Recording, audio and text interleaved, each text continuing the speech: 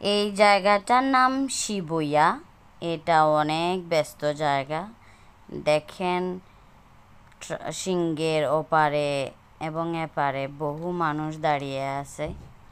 Just সিগন্যালটা দিলে হুড় হুড় করে মানুষ পার হতে শুরু করবে। তো এখানে প্রচুর দেশ বিদেশের মানুষ থাকে, ভ্রমণ করতে আসে এই জায়গাগুলা। এটা জাপানের বিখ্যাত জায়গাগুলোর মাঝে একটি জায়গা। তো আমরাও দাঁড়িয়ে আছি, সিংহ সিগন্যাল দিতেই ঝাঁপিয়ে পড়েছি পার হওয়ার জন্য।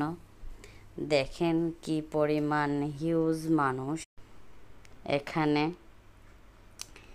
এখানে সব দেশেরই মানুষ পাওয়া যায়। মানুষ বেসিক্যালি এখানে ভ্রমণ করতে, কেনাকাটা করতে, এসবের জন্য আসে। এটা এত ব্যস্ত একটা জায়গা, কেউ কাউকে দেখার সময় নাই। এখানে জাস্ট সবাই সবার কাজে ব্যস্ত। তো আমরাও একটা কাজেই এসেছি, তাই এই জায়গাটা একটু ভিডিও করে দেখালাম এখানে কি পরিমাণ মানুষ হয়।